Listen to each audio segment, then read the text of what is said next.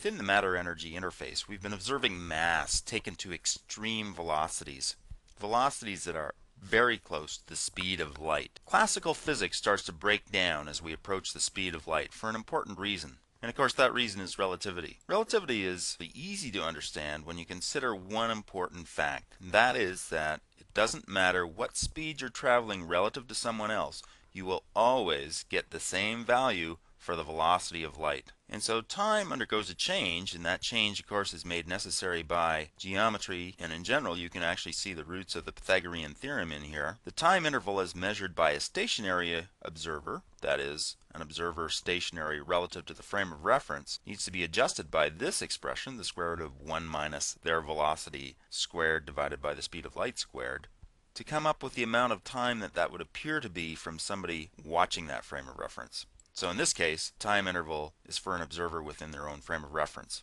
As you can see, as the velocity approaches the speed of light, 1 minus this quantity gets very small. As a result, this value gets very large. And so 1 second suddenly starts to inflate to a very large value. Now usually, when we're dealing with calculations, we just express them in terms of the speed of light. And of course it makes the calculation much easier to deal with because we just have to replace the velocity with our relative speed of light expression, and of course the c's cancel out. And of course the second important result of time dilation is length contraction. And so as something gets closer and closer to the speed of light, the length of that object is going to get shorter and shorter. And so as you'll see, as this value gets smaller and smaller and smaller, if I measured something, say my spaceship, or maybe the width of a proton, somebody from an outside frame of reference is going to see that get shorter and shorter as I get closer and closer to the speed of light.